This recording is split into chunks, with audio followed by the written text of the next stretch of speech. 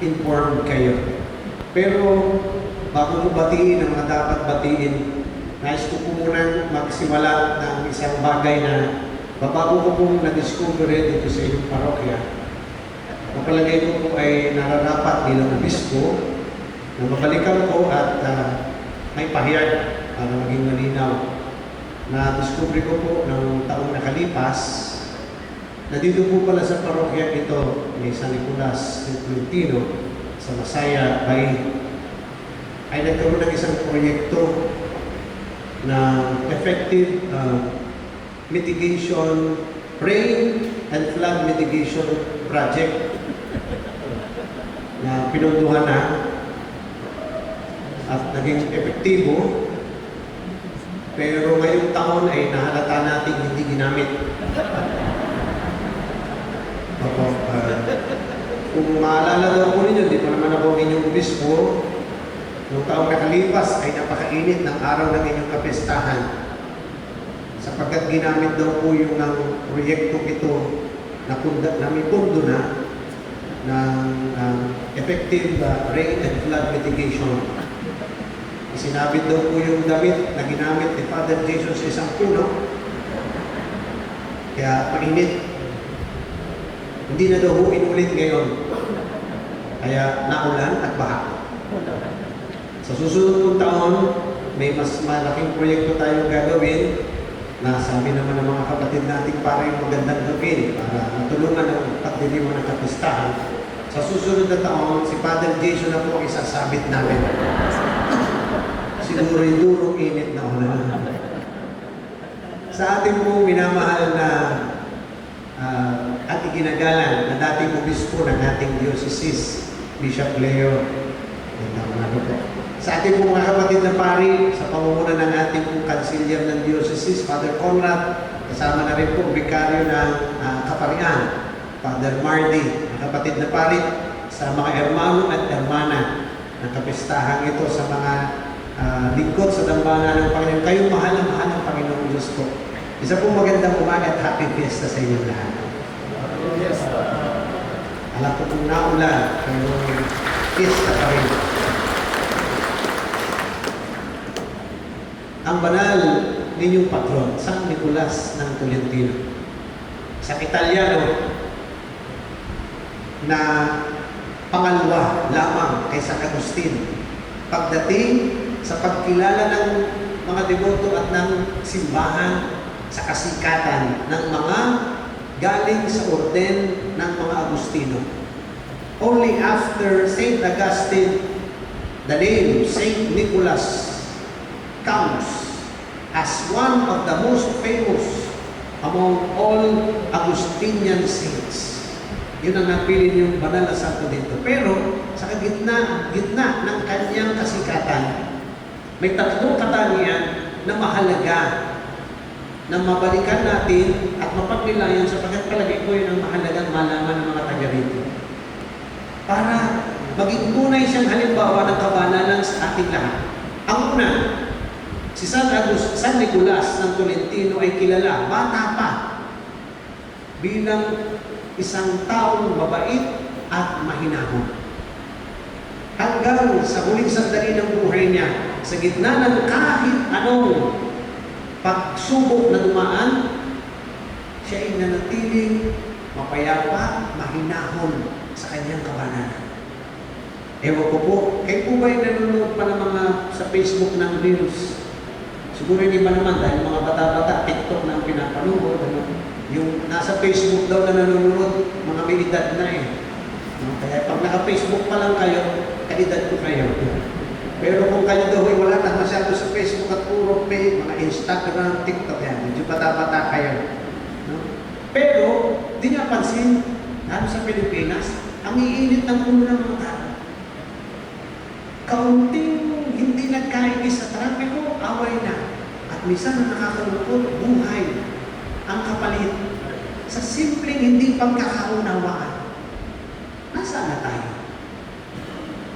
Hindi kaya ang ibig sabihin ito ay ang kalooban ng marami sa ating mga kababayan ay masalimuot at walang kapayapaang totoo. Kaya kaunting bagay dahilan na para magawa yung binasa sa Ebanghelyo. Ano sabi? Mahalin mo ang kapwa mo tulad ng iyong sarili. Kayo po ba'y gusto nyo kayo namumura? Hindi ano? Pero bakit ang bilis natin magmura sa kapwa? Isang tanda na mas sa panahon ito, hindi mapayapa ang kalooban ng tao. Ay ang halimbawa ng ating mahal na Santo Patron ay kapayapaan, kahinahunan sa gitna ng kahit ano. Inyong balikan na kapatid. Ano ang dahilan kung ba't di tayo mapayapa? Mamaya, pupuntahan natin ano naman ang dahilan ni San Nicolas kung ba't siya mapayapa. Pero ang halimbawa ng kanyang kabanalan ay kapayapaan. Kaya mapapansin nyo sa imahe ng ating mahal na patron, merong isang kalapati. Kalapati. Tanda din niya ng kapayapaan. Tanda ng kahinahunan.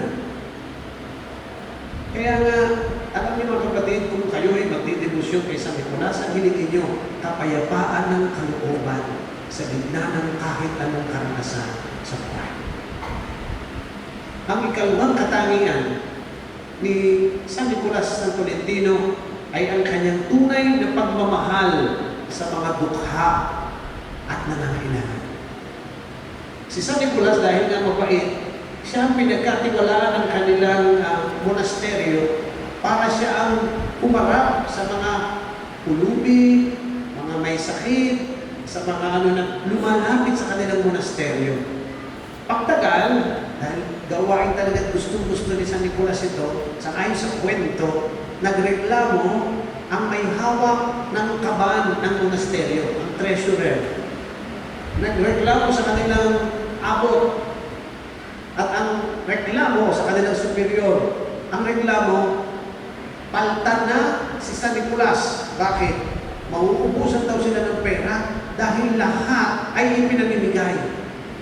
Dahil yung ganun kalaki ang kalooban ni San Nicolas na hindi niya titipirin ang mga mahihirap at mga nangangailangan. Nasa totoo lang, kahit si San Nicolas ay may karamdaman na hindi siya tumitigil sa paglabas at pagharap sa mga nangangailangan. Alam niyo mga kapatid, ang isang tunay na kabanalan natin, ang isang malinaw na tanda ay kung gaano karami ang mahihirap na ating natutunan. Alam niyo mga kapatid, pag tayo umao sa mundo ito, hindi tatanungin kung ikaw ay obispo, kung isa ay pare, kung ikaw ay hermano o hermana, kung ikaw ay MBG. Alam niyo, itatanong sa ayon kay San Mateo, Kabanata 25, kung pinakain mo ito, kung pinainom mo ang uhaw, kung dinamtan mo walang lamig, sapagkat doon makikilala na ikaw ay alagot ko, sabi ni Jesus. Hindi pala mahalaga ito suot ko na.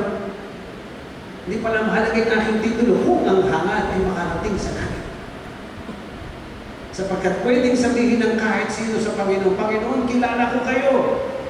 Naglingkod nga ako sa inyo, kumain ka ako kasama ninyo, pero ang sagot ako, hindi kita kilala. Pwedeng isagot ni Lord. At ang simpleng dahilan, dahil nung gutom ako, hindi mo ko pinakain. Nung uhaw ako, hindi mo ko pinainom at nung tinanong ang Panginoon, kailan po yun? Ang sabi niya, nang mayroong isa sa maliliit na ito, hindi mo pinakain. Ako yun. Tuloy naalala ko yung patalastas na ginawa dati ng Caritas Philippines, kung saan sa Maynila, sa ilalim ng isang tulay, maraming tao na daan, may isang pulubi. At mayroong isang Kristiyano na may dalang bagong grocery, nakapamili sa grocery. Nang bumarap siya doon sa pulubi, sa ayon sa advertisement, pagtingin niya siya natigilan dahil ang tingin niya sa pulubi ay si Jesus.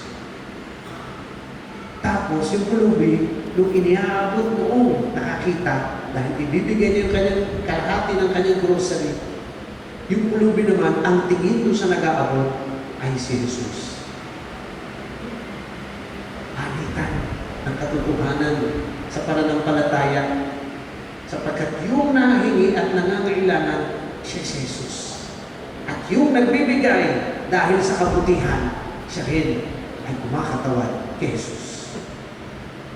Yun ang isa sa kabanalan din ni San Nicolas. Ang pangatlong tanda at katangian niya na mahalaga sapagkat siya naman ang bukal kung ba't niya nagagawa yung unang dalawang katangian. Alam niyo ba, no? Ang pinakamahalaga at sentro ng buhay niya ay si Jesus. Ang oras na kanyang iniaalay para sa pananalangin ay pinakamahalaga sa kanya para kanyang maipamuhay ang kanyang pananampalataya. Mga kapatid, kaganda na simbahan niyo na. Ganda, no? Parang kayong nasa Ayala, Lapa. Mga Chuka tiles. Yung mga nakikita ko yun sa mga Sanctuario de San Antonio ng Forbes. Pareho. May mga chandelier. Pero alam niyo, kaya niyo ako'y maging tapat sa inyo. Pag hindi kayo magdadasal sa simbahan ito, ano pang silbi ng ganda nito? Kung hindi kayo maglalaan kahit ilang minuto sa harap ng Panginoon para siya'y makapanayang, ano pa ang silbi nito? Eh samantala ang Panginoon ang tunay na pundasyon ng buhay Kristiyano at kabanalan. Bakit kaya ni San Nicolas maging mapayapa? Sapagkat ang sentro ng buhay niya si Jesus. Siya ang nagbibigay kapayapaan sa kalooban niya sa gitna ng kahit anong pakso. Ang isa sa nakakabit kay San Nicolas, kaya tanong ko kanina doon sa labas, may tinapay ka dito. Kasi San Nicolas, nabalita dati, sa pagtulong niya, siya na ay mahina ang katawan, siya sa kanyang pagtulog, nagkaroon ng isang pangarap at panaginip nang sabi sa kanya ng Panginoon ng mahal na ina, gumawa siya ng tinapay, lagyan niya ng tatak ng krus. Kukrusan niya. At yun ang kanyang kainin. Nang kinain ni San Nicolas yun, siya gumaling. At ilang yun. Yun ang ginawa niyang tinapay na pinimigay sa mga may sakit. At sangayon sa kwento, nagbigay din kagalingan sa mga ito. Pero lahat yun nagagawa lang niya. Bakit? Dahil alam niya, ito ang gusto ni Jesus. Mapayapa dahil kay Jesus. Yung pangalawa, mapagmahal sa kapwa dahil din kay Jesus. Kasi nga, yung binasang Ebanghelyo, ang unang pinakamahalagang utos, ano? Mahalin mo ang Diyos ng higit sa lahat. Nakakita na po ba kayo na nagmamahal na walang Panginoon? Parang hindi pwede, no? Yung hindi ka makapagbigay ng oras sa minamahal mo, ewan ko. Sa mga mag-asawa dito, pag walang oras ang mahal mo sa iyo, iwanan mo na. Oo, si Bishop ang nagsabi. Kasi baka hindi kayo mahal niya. Kasi ang pag-ibig, ang pagsasama. Ang pagsasama ay presensya. Pag walang presensya, walang pagsasama. Kung walang pagsasama, walang pag-ibig. Hindi na iba ang pag-ibig sa Diyos. Mga kapatid, yung kabanalan ng saktan nyo, ha? Hindi ko alam kung nakikita nyo ang kabanalan ito sa pare ninyo. Hindi ko alam, ha? Hindi ko alam. Hindi ako para husgahan ang inyong pura-paro ko. Kasi pag nakikita ko siya, naalala ko lagi si Congressman Tevez. Pero, tingin ko na may mapait ang pare ninyo. Ano?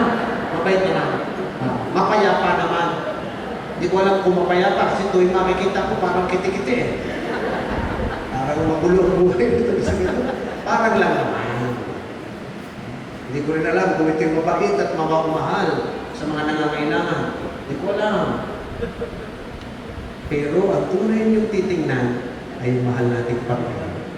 Ang panalangin ko, Yung pari natin dito, ganun din. At ang panalangin ko, kayong mga taga-parokya, ganun din. Higit ang mga biyayang tatanggap niyo, pangako ni Jesus. Sa mga tao ng kabanalan ay katulad ni San Nicolas. Manalangin tayo sa ating Panginoon at sa tulong na rin ng mahal nating patron at ng mahal na Inang Virgen Maria. Nawa matanggap natin ang mga biyaya na kinakailangan upang manatiling tapat sa pananakabuhay. Pagpalain tayo ng Diyos ngayon